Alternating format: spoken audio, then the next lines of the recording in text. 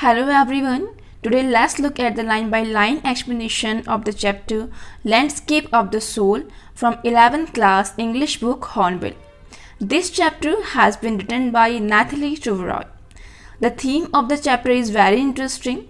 The writer is trying to compare two types of art, that is Chinese art and European art. And he is trying to tell us the difference in the beauty and in the perception of the painters. He has also given some examples to prove his points. So let's look at what he is trying to tell us. A wonderful old tale is told about the painter Wu Daozi, who lived in the 18th century. So the writer is telling us a story about a painter called Wu Daozi who lived in the 18th century. Narrator हमें एक वू डाओजी नाम के painter की कहानी बताता है जो कि 18th century में रहा करता था. His last painting was a landscape commissioned by the Tang Emperor Junzong to decorate a palace wall. So the last painting of this painter Wu Daozi was ordered by an emperor to decorate a wall of his palace, and the name of that emperor was Junzong. So इस painter की Wu Daozi की जो last painting थी उसका जो order था वो उसे एक एम्परर ने बनाने के लिए कहा था और उस एम्परर का नाम था जुनजोंग. और वह एम्परर उस पेंटिंग को अपने महल की दीवार पर लगाना चाहता था, तो उसने उस पेंटर से एक लैंडस्केप, एक नेचुरल सीनरी बनाने के लिए कहा. The master had hidden his work behind the screen so only the emperor would see it. So the painter did not want to show this painting to anyone else except the emperor, so he hid his painting behind a screen.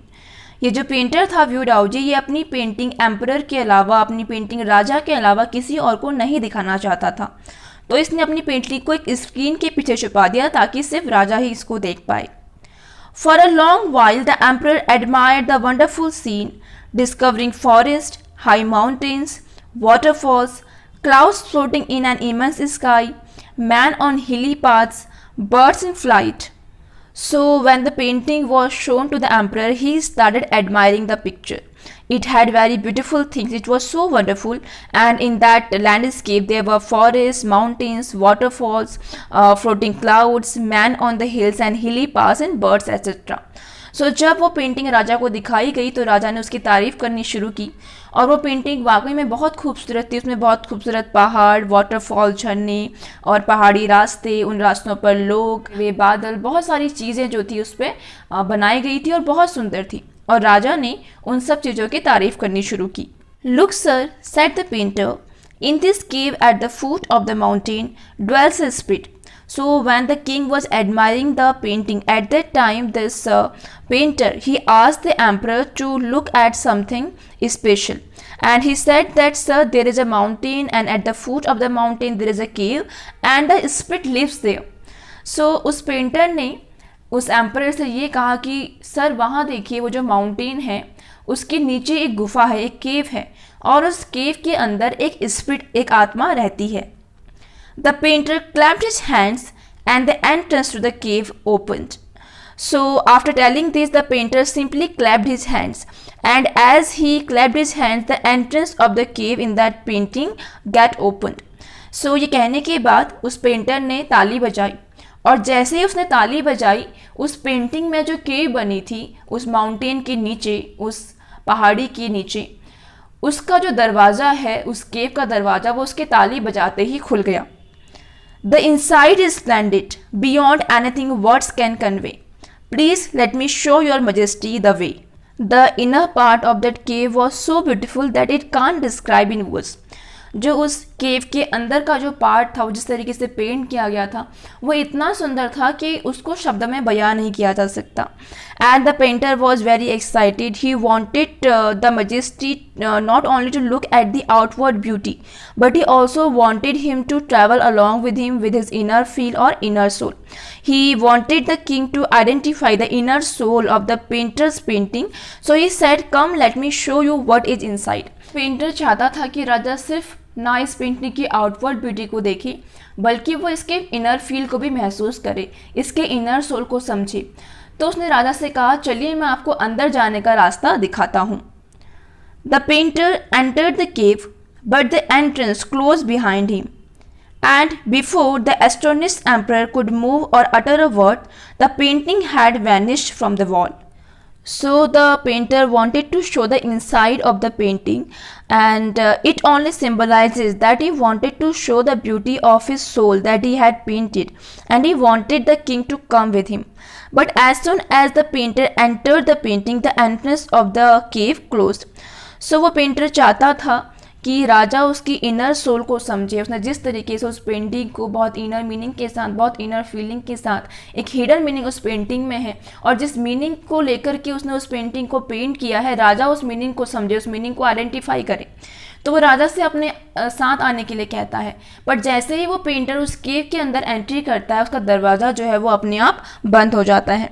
And the emperor was very surprise, and before he could say anything the painting also vanish from the wall. और ये सब देखकर राजा जो है वो बहुत ज़्यादा surprise होता है, और इससे पहले कि वो कुछ कह पाता, वो पेंटिंग भी उस वॉल से अपने आप ही गायब हो जाती है. Not a trace of Yu Daozi's breast was left, and the artist was never seen again in this world. So the painter had disappeared, and there wasn't any sign of his painting too. Nothing was left, and after that he was never seen in this world. So Wu Daozi जो है वो उस painting के साथ ही disappear हो गया, और उसकी पेंटिंग का कोई भी निशान वहाँ पर नहीं बचा, और उस पेंटर को उसके बाद कभी भी इस दुनिया में देखा नहीं गया. Such stories played an important part in China's classical education.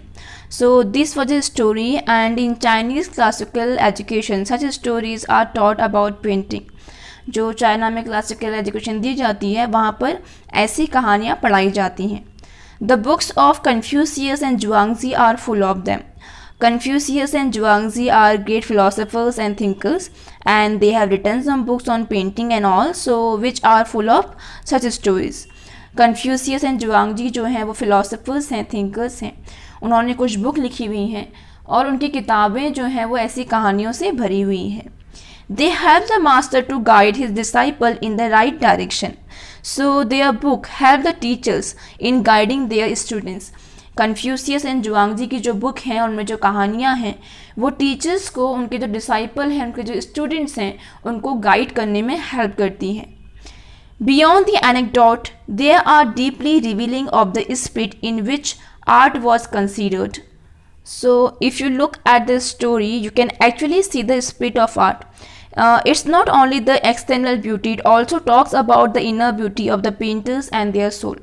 So ये जो कहानियाँ हैं, ये एनेक्डोट्स के अलावा आर्ट के रियल मीनिंग को हमको बताती हैं, आर्ट के रियल मीनिंग को रिवील करती हैं, उसको उजागर करती हैं.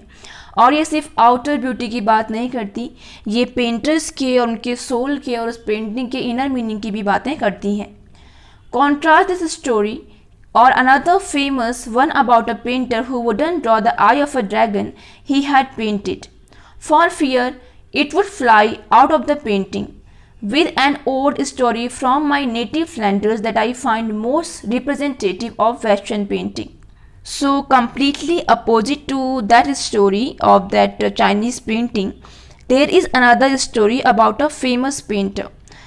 इस कहानी की जो कि अभी हमने पढ़ी थी चाइनीज़ पेंटर के बारे में, व्यू डाओजी के बारे में, इससे अपोजिट एक और कहानी बहुत फेमस है, और वो एक फेमस पेंटर के बारे में है. तो what the painter did do, actually he painted a picture of a dragon and he did not draw I of that. Why? Because he was afraid that if he would draw the eye of the dragon, it will become so real that it will fly out of the painting. So एक famous painter के बारे में ये कहानी है कि उसने एक ड्रैगन का पिक्चर बनाया, एक ड्रैगन की पेंटिंग बनाई, लेकिन उसमें उसने उसकी आँख नहीं बनाई. और वो क्यों नहीं बनाई? बिकॉज उसको लगता था कि अगर वो उसकी आँखें बना देगा तो वो ड्रैगन जो है वो इतना रियल लगने लगेगा कि वो उस पेंटिंग से उड़ करके भाग जाएगा. So this is one of the old stories from his native Flanders. Native Flanders means part of Eastern Europe. So ये जो कहानी है ये ईस्टर्न यूरोप के पार्ट में काफ़ी फेमस है. And he is saying that this is an example of Western painting where they give importance to the illusionistic appearance, where they want you to feel that whatever they draw it looks like real. So writer ये कहता है कि ये जो example था इस painting का, ये एक वेस्टर्न पेंटिंग का एग्ज़ाम्पल है. और जो वेस्टर्न पेंटर्स हैं वो ये चाहते हैं कि उनकी जो पेंटिंग्स हैं वो बिल्कुल रियल लगे, वो जो भी चीज़ ड्रॉ करें वो इतनी ज़्यादा अच्छी हो कि वो एकदम रियल चीज़ की तरह लगे, और वो यही चाहते हैं कि जो भी लोग उस पेंटिंग को देखें वो यही समझें कि ये पेंटिंग नहीं है बल्कि ये एक रियल ऑब्जेक्ट है। In 15th century Antwerp, a master blacksmith called Quentin Matsy fell in love with a painter's daughter. Now the writer is telling us one more story, and he tells us that in 15th century Antwerp, what is Antwerp? Antwerp is a Belgium town. So in 15th century Antwerp, there was a master blacksmith named Quentin Matsy who fall in love with a painter's daughter. So again he is talking about European art, Western art. So दोबारा से हमें writer जो है वो western art, European art का एक example देता है और वो एक और कहानी बताता है। ये कहानी एक मास्टर ब्लैक स्मिथ क्विंटन मैट्सी के बारे में है, और क्विंटन मैट्सी जो है उसको एक पेंटर की बेटी से प्यार हो जाता है। The father would not accept a son in law in such a profession. So the father of that girl who was a painter, he did not want a blacksmith to be his son-in-law. Who is blacksmith? One who works with iron and makes iron tools etc. So जो उस लड़की का जो father है वो एक painter है और वो नहीं चाहता कि जो उनका सन इन लॉ है वो एक ब्लैक स्मिथ हो। ब्लैक स्मिथ कौन होता है? ब्लैक स्मिथ वो इंसान होता है जो आयरन के साथ, लोहे के साथ काम करे, लोहे की चीज़ें बनाए, जिसे हम हिंदी में लोहार कहते हैं। और क्विंटन मैट्सी जो है वो एक ब्लैक स्मिथ है, वो एक लोहार है। और जो उस लड़की के फादर हैं वो नहीं चाहते कि उनका सन इन लॉ एक लोहार हो। सो Quinton sneaked into the painter's studio and painted a fly on his latest panel. So one day the blacksmith Quentin Matsy, he went into that painter's studio without being noticed by anyone, and there the painter had kept a canvas for painting something. So on that this blacksmith painted a fly.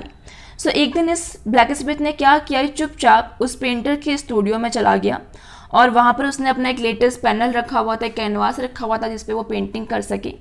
उस पर इस blacksmith ने एक fly, एक मक्खी को paint कर दिया with such delicate realism that the master tried to sweat it away before he realized what had happened. So Quentin Matsy had drawn this painting with so delicate realism, that means it was looking so exact and real like a fly, that the father painter, the master painter, when he saw it, he tried to sweat it away. And then he realized that it is not a real fly but it is a painting. So Quentin Matsy ने उस मक्खी को, उस fly को इतने delicate realism के साथ paint किया था, दैट मीन्स तो बहुत ज़्यादा रियल लग रही थी। वो इतनी रियल लग रही थी कि जब वो पेंटर अपने स्टूडियो में आया, उसने देखा कि उस पैनल पर एक मक्खी है, तो उसने उसे भगाने की कोशिश की और उसके बाद उसे समझ में आया कि ये कोई रियल मक्खी नहीं है, कोई रियल फ्लाई नहीं है, बल्कि ये एक पेंटिंग है। Quinton was immediately admitted as an apprentice into his studio. So the father painter was impressed and immediately he took him as an apprentice. Who is an apprentice? Someone who comes to learn. So he took him as an apprentice in his studio and taught him painting skills. So उस blacksmith की painting देख करके उस लड़के के जो father थे वो इतने इम्प्रेस्ड हुए कि उन्होंने उसे एज एन अप्रेंटिस अपने स्टूडियो में एंटर करवा लिया और फिर वो उसे पेंटिंग सिखाने लगे। He married his beloved and went on to become one of the most famous painters of his age. So after that, this Quentin Matsy, he married that painter's daughter and he became one of the famous painters of his age. उसके बाद Quinton मैट्सी की शादी उस painter की बेटी से हो गई और क्विंटन मैट्सी जो है वो अपने एज के बहुत ही ज़्यादा फेमस पेंटर्स में से एक हैं। So here the writer is telling us that the European art, they want to draw realistic painting, that means painting who exact look like real objects rather than dwelling into the soul. They just want the appearance more realistic and appealing. So यहाँ पर writer हमें ये बताना चाह रहा है कि जो यूरोपियन आर्ट है वो रियल ऑब्जेक्ट्स को इमिटेट करती है, रियल ऑब्जेक्ट्स को कॉपी करती है और वो ये चाहती है कि जैसी चीज़ रियल में, ओरिजिनल चीज़ जैसी दिखाई देती है वैसे ही वो उनकी पेंटिंग में भी दिखाई दे। जबकि जो चाइनीज़ पेंटिंग के बारे में हमने पढ़ा था वो पेंटिंग के इनर मीनिंग पर, इनर ब्यूटी पर, उसके इनर सोल पर फोकस करती है। वो अपीयरेंस पे ज़्यादा फोकस नहीं करती, लेकिन जो यूरोपियन आर्ट है, जो वेस्टर्न आर्ट है, वो अपीयरेंस पे फोकस करती है और वो चाहती है कि पेंटिंग जो है वो एग्जैक्ट रियल ऑब्जेक्ट की तरह ही लगे। These two stories illustrate what each form of art is trying to achieve. A perfect illusionistic likeness in Europe, the essence of inner life and spirit in Asia. So these two paintings tell us the difference in the arts between the Asian painting and the European painting. In the Chinese or Asian art, they want to look at the inner meaning, inner life and spirit of the painting. Whereas in the European art, they want to look at the illusionistic likeness. That is, they want us to think that whatever they have drawn is looking very real. सो जो ये दोनों paintings हैं, Chinese painting और European painting, ये हमें Chinese art और European art या फिर एशियन आर्ट और यूरोपियन आर्ट के बीच का डिफरेंस बताती हैं। एशियन आर्ट जो है, चाइनीज आर्ट जो है, वो पेंटिंग के inner life, inner meaning, inner soul पर फोकस करती है, और जो यूरोपियन आर्ट है वो पेंटिंग के अपीयरेंस पर फोकस करती है। वो किसी भी ऑब्जेक्ट को वैसा ही पेंट करना चाहती है जैसा कि वो रियल में दिखता है। In the Chinese story, the emperor commissions a painting and appreciates its outer appearance, but the artist reveals to him the true meaning of his work. So we saw that in Chinese story, the emperor was able to appreciate only the outer appearance, and the painter wanted to explain him the real meaning of his work by going into the inner parts of that painting. So Chinese story में हमने देखा कि राजा ने एक painting बनवाने का order दिया, और जब उन्होंने उस पेंटिंग को देखा तो उसके आउटर अपीयरेंस को उन्होंने अप्रिशिएट किया, लेकिन जो आर्टिस्ट था जिसने वो पेंटिंग बनाई थी, व्यू डाओ जी ने, वो चाहता था कि किंग जो है वो इस वर्क की ट्रू मीनिंग को समझे और इसके इनर मीनिंग को समझ पाए। The emperor may rule over the territory he has conquered, but only the artist knows the way within. Let me show the way, the Tao, a word that means both the path or the method and the mysterious works of the universe. The writer is telling us that the emperor only knows how to rule over a territory. He may be aware with every part of his land, but it is the artist only who knows more about the painting, who knows the inner meaning of the painting. Writer कहता है कि राजा को अपनी territory के बारे में हो सकता है सब कुछ पता हो, जहाँ पर उसने जो भी टेरिटरी को उसने जीता है, जहाँ पर वो रूल करता है, हो सकता है कि वो उसके हर एक पार्ट से अवेयर हो, लेकिन एक पेंटिंग का जो इनर मीनिंग है, किसी भी आर्ट का जो इनर मीनिंग है, वो सिर्फ एक आर्टिस्ट ही बता सकता है। The painter said to the emperor, let me show the way the Dao. So Dao means both the path and the method used for showing the work of the universe. So उस painter ने उस emperor से कहा था कि मुझे आपको रास्ता दिखाने दीजिए। दाओ, उसने बोला कि मुझे आपको दाओ दिखाने दीजिए। दाओ का मतलब होता है किसी भी यूनिवर्स के जो मिस्टीरियस वर्क हैं उनको दिखाने का रास्ता और उनको देखने का तरीका। सो उस पेंटर ने राजा को बोला कि चलिए मैं आपको गाइड करता हूँ। So here the writer is trying to tell us that only an artist knows the Dao, he only knows the path and the method to show the work of the universe.